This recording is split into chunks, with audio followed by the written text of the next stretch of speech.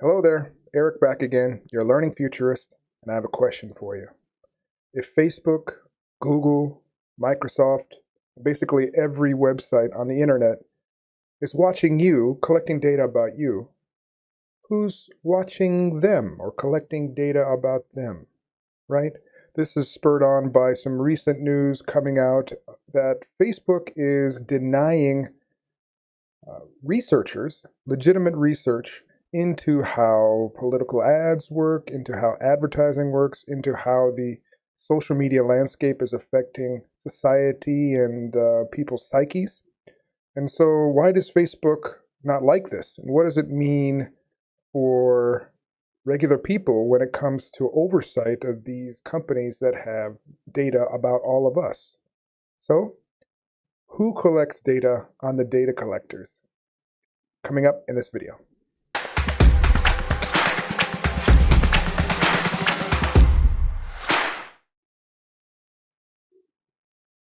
All right, first let's dig into the news on this topic. So there's two things happening around this in the news this month, and that is that Facebook is either levying potential lawsuits or denying access to Facebook for research around how Facebook ads work, how Instagram algorithms work, and et cetera, et cetera. The first one here is against the NYU Ad Observatory.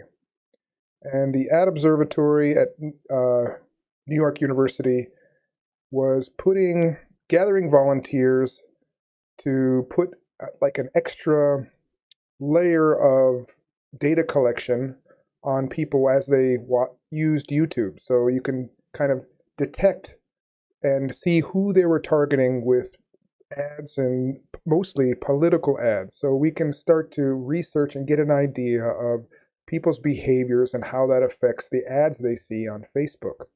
Well, Facebook told them to stop a couple of months ago, and they didn't. And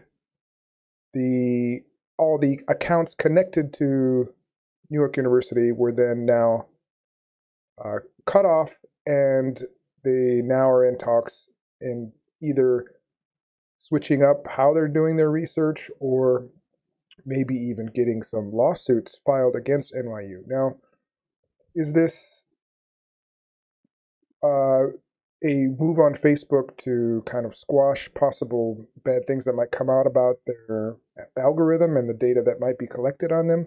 Facebook says in this case that they're just trying to protect you from possible invasions on your privacy. I find this a little bit weird because we'll talk about this in this video a lot today. The researchers are very rigorous, usually, not all the time, of course.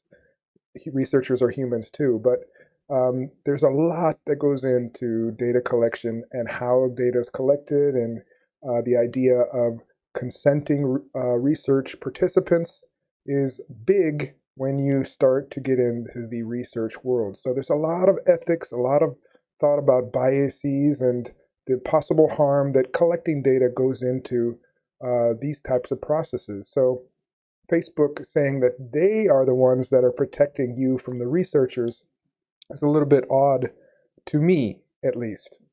I'm biased because I'm also a researcher myself. Now, this is not the only thing that's happened. Another group in Germany called Algorithm Watch has been asked forcefully, been threatened with lawsuit over their study into Instagram. And they were doing something very similar. They were asking for volunteers, and these volunteers would add an extra application or layer on top of Instagram, and Instagram would pull data about what ads were showing to these customers, how they would rank their feed, and get insights into how behaviors kind of curbed and got content thrown at people, right? In large part, these is kind of a black hole when it comes to all these social media platforms. YouTube comes to mind as this as well. We want to understand how you can go down this rabbit hole into things that happened in the past, and this radicalization idea that came out where you watch a video and then you get suggested another video because of this algorithm that tries to keep you engaged. And that algorithm basically gets you more and more radical content until that you're a flat earther or something of that nature. So this group in Germany was trying to kind of better understand the secret sauce behind this algorithm, and Facebook did not like it. So what's going on here? Why is Facebook trying now to protect you? Well, the big obvious reason is that this has happened before. Um, this is the Cambridge Analytica scandal that happened in the 2010s. And right here is you can argue, well-intentioned, maybe not, I'm not quite sure, researcher at Cambridge that was a data scientist and developed a basically an application for Facebook called "This Is Your Digital Life." I think the title might be a little bit off, and also had a company on the side called Global Research, right? What was it called? Global Science Research was the name of this company, and they did custom analytics. And I went back, and I can show you. I went back in the Wayback Machine. That, of course, that company and that website is gone. But using the Wayback Machine and an archive of this saved website, this scientist from Cambridge, his name was Alexander Alexander Kogan, and this company was advertising the ability to do custom analytics and analyze your customer base and analyze your brand. So this was data science for companies, and part of his research was to better understand like motivations and the psychology of people using Facebook. And so he created this app that kind of, it's like one of those old school Facebook quiz apps where they asked you a bunch of questions and got to know you a little bit better. But then again, Facebook's rules at the time were wide open, and it would grab not only your data, but your friends' data. And so a lot of data got soaked up, something like between 30 and 50 million people profiles and data got skimmed out of Facebook from this campaign. Well, later on, this data was sold to Cambridge Analytica, which was basically an evolution of that business, selling strategic data analyses, then now to political campaigns that use this information to target political ads. This is exactly what the Ad Observatory at NYU is trying to get a hold of, trying to get down to the effects of these type of targeted ad campaigns have on voting and other behaviors in society. So you can see why Facebook is afraid of this.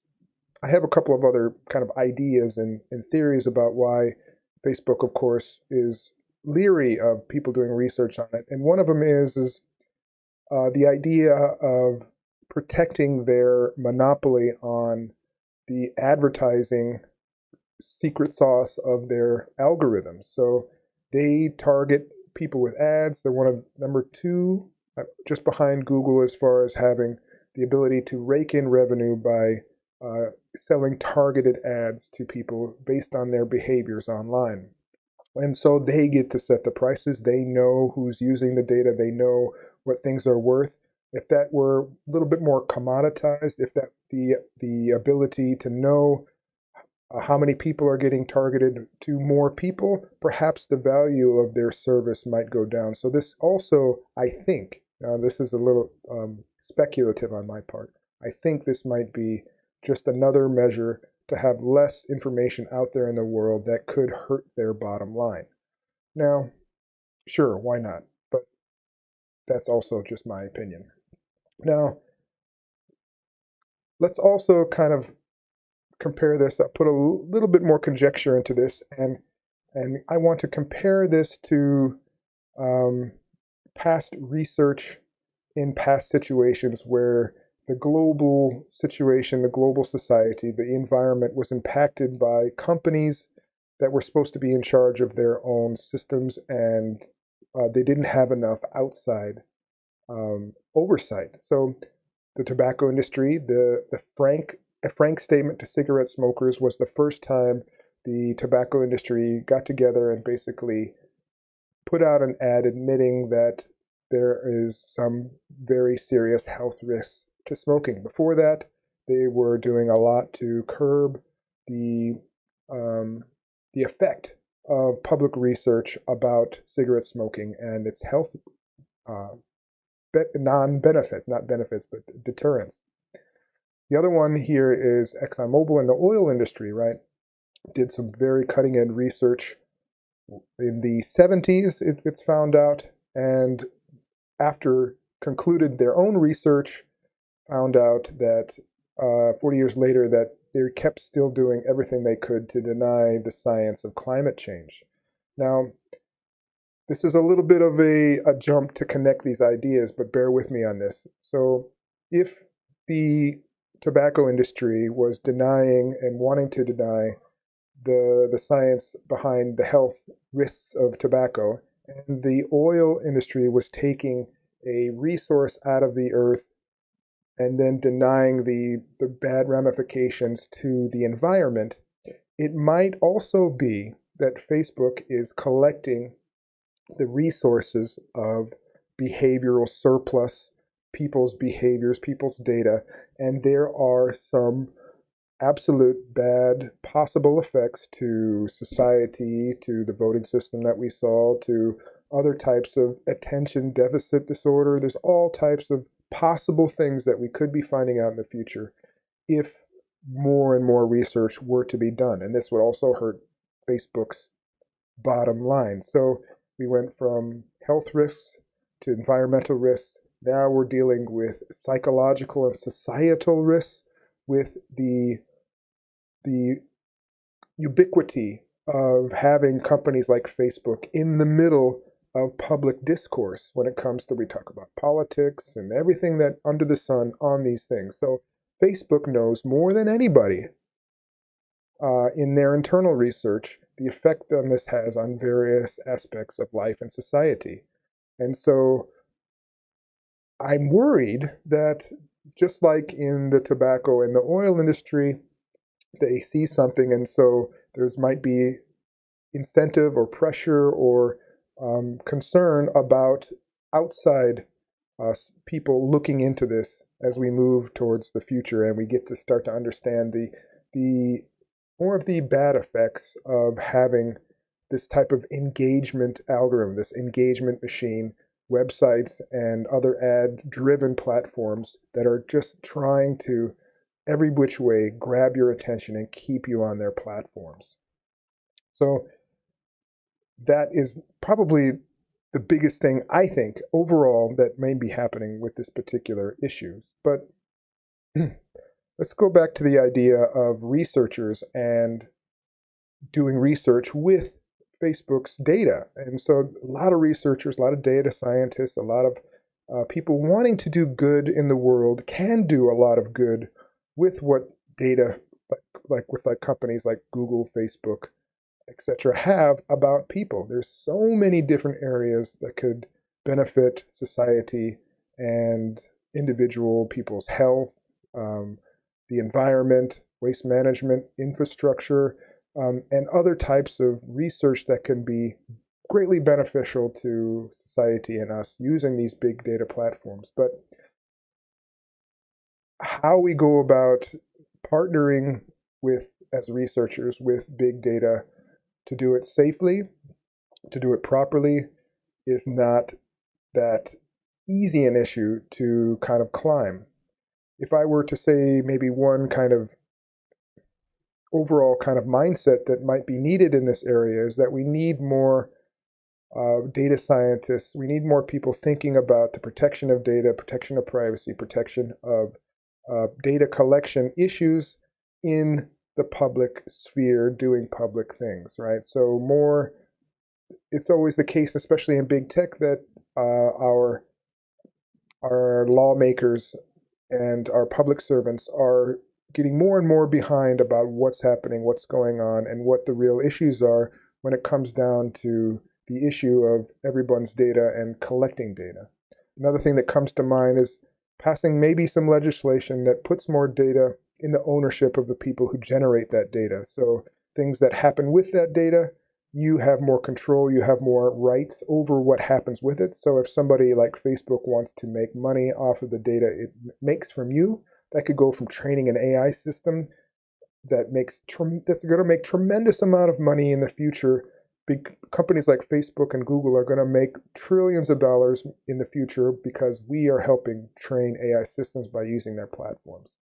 If some sort of revenue sharing out of the data were to be made, maybe that might curb this kind of behavior a little bit, because then companies and researchers and places like the New York Observatory trying to do good for society can come to you and say, hey, we can't pay you, but this is our reputation, this is what safety measures are in place, and these are the things that we are looking to do with your data. How about giving it to us and let us try and do some good for the world? And I think a lot of people would be okay with that. Now, there's a lot of stuff that responsibility that goes along with collecting data like this. And whether it's Facebook, whether it's researchers, whether it's the government, no matter who's going to get your data, no matter who's going to do it for good and for bad, we definitely are going to see some more dire, bigger consequences of having all this data out in the world coming to the future. All right. That's it for this week, guys. We'll see you next week in the next video. Bye-bye now.